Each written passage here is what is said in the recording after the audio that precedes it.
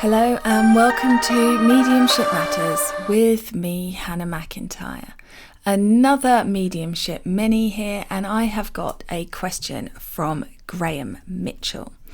And Graham says, love the podcast. I've picked up so much knowledge through it. So for that alone, thank you. You are welcome. I also love how consistent you are. There is nothing worse than finding a great podcast and realising it only has 6 episodes and there hasn't been an upload in a year. Keep it up as long as you can. It's much appreciated. I need to put my teeth in, Graham. Sorry.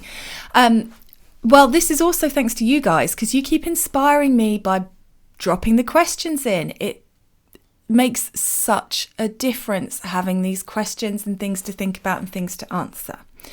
My question for you is, if you have anything to discuss on the matter, is how do you believe being a medium affects working 9 till 5? Can they exist hand in hand? Of course, most people's ideal would be to go full time, but that isn't always an option in the early days. I worry that when the time comes in my development and I go public, it will impact my role, especially if you're posting your face and name online. Do you have anything to share on this topic? I absolutely do, Graham, and I'm trying to work out where to start. So first thing I want to say is, I think certainly at the beginning and in the earlier days, and to a certain extent, always, it is better to have another source of income. Because as soon as you get into a position where you need to be doing the readings because you need to get that money in to pay your gas bill or buy your food shopping, you are then not in a state of allowing your alignment all the time. So if you've got a day where you're feeling tired or you're feeling stressed and you know it's not a good day to read, are you going to be able to walk away from that and cancel that appointment when you know you need the money to eat? So I think that having another income stream really does help keep you in alignment and keep you true, and that can really help.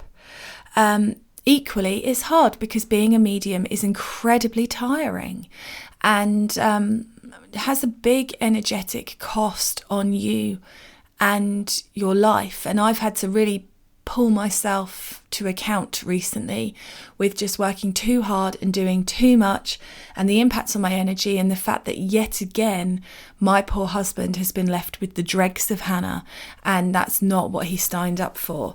So that can be very difficult, and I think when you work 9 till 5 it's very, very hard. It's hard to put the different hats on. Today I am working in a muggle job, and I'm talking about muggle things, which gets harder the more indoctrinated into spirituality you become. The more you work with the spirit world, the less you are able to just have ordinary conversations with people. I find it, sometimes my brain is blank. I can't think what to say.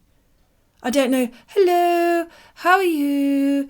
Yes, I'm good. Where are you going on holiday? I just can't remember how to do it. Because I think, to me, I just want to grab people and go, it's so amazing out there. Have you seen it? Have you seen what's happening? It's incredible. Have you felt the spirit world, the infinite wisdom? And of course, that would make me a nutter. So finding that is difficult. Finding that balance is difficult. I would say probably also good. It's good to be grounded. It's good to not disconnect from reality too bad.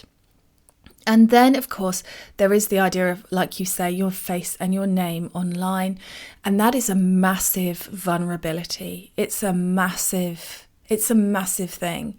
I know some people that have gone under assumed names. And I can understand that. And I have to be honest here, Graham, and say, if I knew when I started what I know now, would I have used a fake name? And I can't honestly say that I wouldn't have.